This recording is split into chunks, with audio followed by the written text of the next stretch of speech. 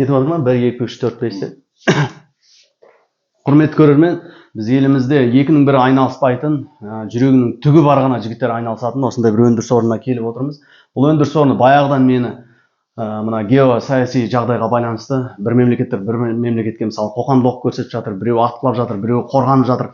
Сол кезде де осындай мені ойландыратын, толғандыратын, неге біздің жастар осындай дамыған технология, қорғаныс жүйесіне бет бұрмайды, осы салада мына жігіттер сияқты басын бәйгеге тікпейді деген сияқты бір ой мазалайтын болады. Міне сол ойымды менің аузымнан жұлып алғандай осы жігіттер айналысып бастаған екен.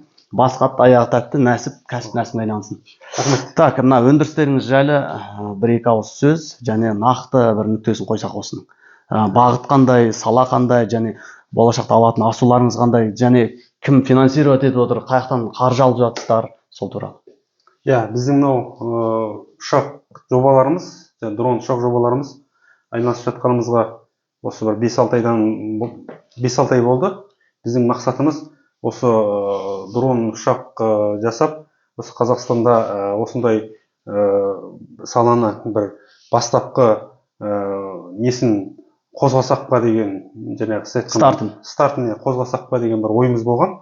Соған бұйырса міне осындай ұшақтарды жасап, қазіргі уақытта бұларды біз негізгі мақсатымыз бұларға жасанды интеллекті қосып, өзі ұшып, өзі қонып, өзінің жаңағы несін бір тапсырма берсе, сол тапсырманы орындай алатындай деңгейге жеткізсек пе деген ойымыз бар.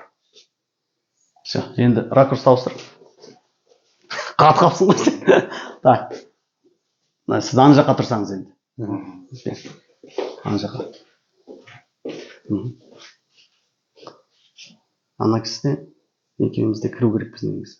Қалай болады екен? Былай жалпағынан істейік. Жалпағынан. Осылайынан тұра берсін. Кеттік. Жаңа сөзіңіз бітті ғой. Так, кеттік. Яғни жетілдіреміз дейсіз ғой болашақта, иә? Болашақта бұның барлығын жетілдіретін боламыз бұйырса. Қазіргі уақытта мысалы мынау ұшағымыз бір 2 сағат уақытқа дейін ұшып, қазір 100% ұшуын нақты тұрақтандырдық. Алдағы уақытта бұған жасанды интеллекті қосып, бір жерге барып қайтуды, сондай тапсырмаларды орындатуға осы азғы уақыттарда бұйырса сол тесттен өткізетін боламыз. Жалпы қазір инвестор деген сияқты, болмаса демеуші деген сияқты қаржы мынаған енді орасан зор қаржы керек қой. Мен қарап отырмын да, үстіне шықтық, астына келдік, бәленбай қосалық бөлшектер алынып жатыр. Бұның әрқайсысы ақша ғой. Қазір қалай сол финансировать болып жатыр? Енді бұл ұшақтардың барлығына қаражатты өз қалтамнан шықты негізі. Бұлардың барлығына кейбір жетпей қалған жерлеріне машинаны саттым деген сияқты. Қазіргі уақытта осылай жалпы жұмысымызды жүргізіп жатырмыз. Негізі пайдалы емес ешқандай. Өздеріңіз бармен, өздеріңіз нармен жасап жатсыздар. Достар, міне басын бәйгеге тігіп отыр деген жігіттер айтқаным осы. Екінің бірі айналыспайды. Қазір көбінесе жастар деңгеймен жарысатыны, кім қандай жұмыс істеп жатыр, кім қандай ақша тауып жатыр, кім қандай жер алды, кім қандай үй алды. Ал бұл жігіттер міне болашақты ойлап отыр деп нақты айтса болады. Болашақ дегеніміз не? Кезінде мысалға біздің жерді, елді мына алысқа кетпей ақ отыр. Ресейдің өзі біздің жаңағы ата-бабамыз бас көтерген кезде зеңбірекпен бас бастады ғой. Мысалға сол кездерде жаңағы мына кісі айтқандай жанында жендеттері, солдаттар, қарапайым адамдар болған шығар. Жаңағы қолында билігі бар адамға, қалтасында ақшасы бар адамға осындай дүниелерге, пулеметке, зеңбірекке, мылтыққа ақша салайық, әйтпесе күніміз қараң болады деген сияқты.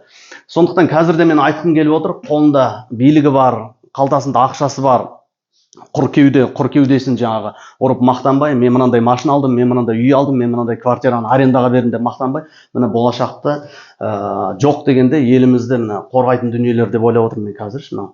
Өйткені геосаяси жағдайға байланысты жан-жақтың бәрін көрсек, бір елді жаңа қоқан-лоқ көрсетіп жатыр, екінші ел оны қорғанып жатыр. Мысалы, Қытайдікін алсақ, жаңа Хунси деп аталады ғой, әуе қорғаныстарын қорғайтын. Израильдікі жаңа железный купол, вроде. Американдық Патриот. Россиянікі жаңа Су-300 ба? Жоқ, С-300 ба, С-400. Міне сондай дүниелердің бәрін жасап отырған кезінде олар да қатты қиналды. Кезінде осындай мына кісілер айтып отырған жаңағыдай қатты қиындықтар мен көріп отырмын, сіздер көріп отырған шығарсыздар. Сондай қиындықтардан өтіп өтіп, қазір әлемдік деңгейге мықты әлемді аузына қаратып айтқан істетіп отыр ғой мысалға. Сөздің шыны керек. Америка мынаны былай істе, мынаны былай істе деп әлемге айтып отыр. Оның несі мықты? Оның қаруы мықты. Сол сияқты мен жастарды, өскелең ұрпақты айтатыным, мындай кісілерге қолдау берейік, күлмейік, жоқ дегенде лүпіл басайық, пікір жасайық, жоқ дегенде жаңағы қалтамызда қанша бар мысалға. Келіп, физикалық түрде көмектеспесек те, мысалы Каспий қазір счеттан счетқа лақтыру деген өте дамып кеткен дүние ғой. 100 теңге, 200 теңге, 500 теңге деген сияқты. Бұл менің өзім айтып отырған қазір ұсынысым. Бұл кісілер маған ешқандай айтып отырған жоқ. Былай көмектесіңдер деп. Өйткені елбасымызға күн туған кезде оны қорғайтын және сондай дамыған технологиямен ғана қорғайтын қазір мылтықпен, қылышпен жүретін заман емес қой. Осындай кісілерді қолдайық, сөздің шыны керек. Мен айтайын дегенім осы, келіп видео түсіріп отырғаным да осы, бұл кісілер мені шақырған да жоқ. Негізі көп рекламаларға мен өзім ақшамен шығамын, білесіз ғой. Өндіріс болсын, басқа болсын. Бұл жаңағы тақырып, бұл сала мен баяғыдан толғандырып жүретін ше. Мысалы жаңағы Украинадан ұшып баратады, бір жаңағы мұнай орындарына барып жарылады, бір жерге барады, бір военный техниканың үстіне жарылады. Мен ойлап отырмын, осыны кімдер жасап отыр екен? Осыған бет бұрған халық кейін өзінің мемлекетін қорғауға толық құқығы, толық күші жетеді деп ше. Сіздерді қазір мен бір қуанғаным, бағдарлама өзімізде жазылып жатыр дейсіздер. Сол жағын айтып берсеңіз. Бағдарлама өзіміз жазамыз. Керек болса алдындағы біздің басқа видеоларымызда да бар. Қазақ тілінде де бұл программаны жазуға болады.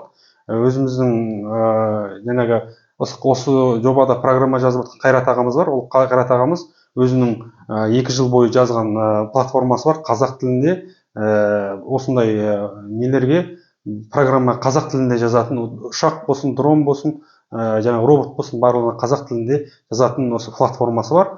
Сол платформаны пайдаланып, осы ұшақтарға біз программа жаза береміз. Бағдарламалауға болады, иә? Ол не дегеніміз достар? Программа дегеніміз әр тілде жазылады ғой. Python, C++, JavaScript, көп қой енді, мен білетін өзім жазамай. Бірақ бір қуанатын, егер біз басқа мемлекеттен бұндайды сатып алатын болсақ, ол программасымен беретін болса, мына Теслалар алдында жүрмей қалды ғой. Тура сол сияқты болады. Елбасына күн туған кезде сен мынаны ұшырайын деп, болмаса қорғанайын деп, болмаса бір қандай да бір бұйрық берсең, ана жақтан өшірсе, бітті, бұның жүрмей қалады, өшпей қалады, істемей қалады. Сондықтан жоқ дегенде, қосалқы бөлшектерінің самамен қанша сөзімізде шығып отыр мына жерде? 50%, 40%? Қосып мынау денесінің барлығын өзіміз 3D принтерда шығарамыз, қалған кейбір бөлшектерін әр жақтардан аламыз. Бірақ басты дүние бұл жерде бағдарлама ғой. Бағдарлама негізгі ең бұның несі маңызды жері бағдарлама. Бағдарлама өзімізде болғанда ешкім оны жарып кіріп, бұны басқа жаққа направлять етіп, бұрып, жұмыс етпей тастайтын жағдайға жеткізу өте қиын, немесе мүмкін істей алмайды деп те айтса болады. Сондықтан мен айтқым келгені, көмектесейік, поддержка берейік. Болашақ жастардың қолында бекер айтып кетпеген ғой. Осындай дүниеге бет бұрған жастар кейін мемлекетті бүкіл дүние жүзін ұстамаса да қандай да бір бөлігін ұстап, және бұндай кісілерге жаңа айтып жатсыз ғой, мемлекетте өз ұсыныс тастап, немесе мемлекет тарапынан да қандай да бір ұсыныстар түсетін шығар енді болашақта. Болашақта түсетін шығар, қазіргі уақытта енді нақты бір түскен жоқ. Мен айтқым келеді, жаңа да айтып кеттім, қолында билігі бар ағалар, қалтасы қалың ағалар, қараңыздар, көріңіздер, және бұл кісілер қазір басын бәйгеге тігіп, пайда үшін емес, еліміздің қорғанысы, еліміздің болашағы үшін, және жалпы еліміз үшін жұмысты басын бәйгеге тігіп отыр деп ойлаймын мен. Жаңа кісі, Қайрат ағамыз да айтты ғой, үйде банкке тігіп жібердік деді ме? Бұл кісінің өзінің программаға, платформа программасына, сол осы үйінде жалпы 70 миллион теңге сол жобасына ақша салған. Енді жалпы мен осындай салаға өзім баги жасап отырмын, басқа жұмыстар істеп отырмын, өзімде 20 миллион ақша салдым. Бірақ менің мақсатым ақша табу емес негізі. Болмаса мақтану да емес. Мен мақсатым осындай заттар арқылы жастарды қызықтыру осы салаға. Мысалы, біз адамдар болады ғой, бір қазақтан біреу істеу керек та, сонда басқа адамдар біздің де қолдан келеді екен деген ой болады ғой. Дұрыс айтасыз. Сол сияқты біз бір бастамасы болсақ екен, бір үлгі болсақ екен деген мақсатта, енді пайда үшін емес. Қазір уақытта енді өзіміздің қаражаттарымыз негізі толығымен бітті. Енді бұл жобамызға көмектесем, ақша салам деп жатқан адамдар болса, бізге көмектеспей-ақ қойсын. Жобамызға көмектессе, нұр үстіне нұр болады, дамуға болады. Ары қарай дейсіз. Сол біздің айтатынымыз. Так, жоғары жаққа барып көрсек болады ғой? Болады, әрине. Тауза қарайсың. Тауза. Так, мына принтерлер жайлы айтып берсеңіз. Қаншасыншы принтер және бұға дейін болды ма? Бұл қалай келді, қанша тұрады? Ал енді принтерларымыз біздің осы екі принтерда бірдей. Бұл принтер бұрыннан өзім пайдаланып жүрген принтер болатын. Енді қазіргі уақытта осы дронның әртүрлі бөлшектерін басуға осы принтерларды пайдаланып жатырмыз. Ал мына принтер болатын болса, бұл жаңадан сатып алдық осы жобамызды бастайтын кезде. Енді құндары 1 миллионның ар жақтары. Қазір енді біздің жобамызға керекті маңызды дүниелердің бірі осы. Оны дамайым десеңіз, бұдан неше түрлілер керек шығар бұл жерге мен түсініп тұрмын. Енді қазір енді дрондардың осы модель қазіргі мынау ұшыру нелерін біз меңгергенше осы принтермен жасай тұрамыз. Алдағы уақытта нақты өндіріске өтетін болсақ, карбонмен, жеңіл материалмен, мықты материалмен жасайтын боламыз. Оған тек қаражат керек. Бұған тек қана көмек керек, қаражат керек, қолдау керек достар. Бұл кісілерді жаңа көрдім, неше сәтсіз болған ұшуларыңыз бар, иә? Бір коробка, бір қорап полностью толып тұрған жерде. Бір 10-нан астам құлаттық сынақ барысында. Ал сәтті болған 20-дан астам сәтті ұшуларымыз бар. Бірақ сол құлаумен дамимыз біздер. Өйткені онсыз болмайды. Дұрыс. Бір қадамды басу үшін басып көру керек қой. Егер мына жер құлап, болмаса ар жағы су болса, сен мына жерді басасың. Сөйтіп дамиды ғой адам. Одан сен мына жерге келесің, үшінші жақ мына жақты басасың. Сол сияқты достар, меніңше айтқым келген жаңа Хонданы айтқым келеді. Хонда 2-ші дүниежүзілік соғыс кезінде білесіз ғой? Естіп пе қалай дамыған? Өте қаржылық қиындыққа қатты зәру болған, қаржыға қатты зәру болған. Содан 2-ші дүниежүзілік соғысынан кейін қалған техникалар бар ғой. Соларды жинап жүріп, содан балқытып, содан бір нәрсе жасап шығарып, ол қазір енді әлемді аузына қарап тұрған компаниялардың бірі ғой. Сондықтан сіз анау жоқ, мынау жоқ демей, мысалға көмек жоқ болып жатса да, поддержка жоқ болып жатса да, сіз қосалқы басқа жұмысыңызды алып жүріп, мынаны тоқтатпаңыз деген мен сізге бір кеңес бергім келеді. Тоқтатпаңыз. Әрине, біз бастаған іс тастамау керек, тастайсың ба, бастама деген бар ғой. Бәрібір ұлы дүние, ұлы істер бәрібір уақытты, энергияны талап ететінін білесіздер. Уақыт өте келе бәрібір біреудің көзіне көрінеді. Қазір инвестиция салмағанмен, қазір көмектеспегенмен, кейін ол жаңағы айтып отырмын ғой, қалталылардың несіне басына тиеді, одан кейін биліктегілердің басына тиеді. Осы кезде осы жігіттер қолдау керек еді ғой. Осындай кезде осындай болмайтын еді ғой. Осындай жанып тұрған, ауыздықпен алысып тұрған жастарды қолдайық, өсірейік, өндірейік және өзіміздің елімізде жаңа технология бас бұрған жігіттерді бірден көтеріп алып, өзіміз жарқыратайық деген. Әйтпесе көбісі оқып келген, басында миы бар, бірдекілердің бәрі шетелге кетіп қалады ғой. Елімізден қолдау таппай, дұрыс па? Дұрыс айтасыз. Сондықтан міне осылай достар, қолдаймын десеңіздер, мен бұл жігіттердің аккаунтын, өздерінің әлеуметтік желілерінің бәрін жаңа астына қойып кетемін. Сол жаққа кіріп, көріп, қолдап, жоқ дегенде лүпіл басып пікір жазып қойыңыздар, иә? Рахмет сіздерге. Іске сәт.